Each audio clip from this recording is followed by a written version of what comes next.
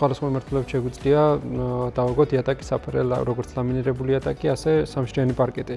ყველაზე გავრცელებული ფორმა დღესდღეობით რომელი არის?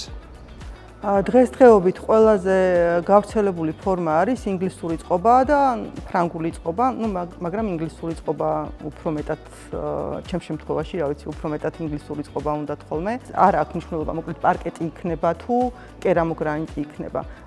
ბიუჯეტურ ვარიანტში ვერც ეს ვერ გამოიყენებ მაგ შემთხვევაში, როცა ბიუჯეტური რემონტი უნდათ. თუ არ არის ბიუჯეტი შეზღუდული, მაგ შემთხვევაში მაინც სამშრიან პარკეტს ვანიჭებ უპირატესობას. თუ უნდათ კერამოგრანიტი, ვთქვათ, ინგლისური წყობით ან ფრანგული წყობით ხომ, პატარა ფილები ძვირი ღირს შედარებით ბიუჯეტურ ვარიანტში არ გადის და შესაბამისად მათი დაგებაც შესაბამისად უფრო ძვირი ჯდება და იმიტომ არ გადის ბიუჯეტურ ვარიანტში, ანუ ვერ გააკეთებ, თუნდაც ლამინატის შემთხვევაში ბიუჯეტური არ გამოდის, იმიტომ რომ მაგ შემთხვევაში, როცა ინგლისურ ან ფრანგული წყობით ააკეთებ ხო, არ აქვს მნიშვნელობა რას, მოკლედ კერამოგრანიტის გარდა პარკეტი იქნება თუ ლამინატი.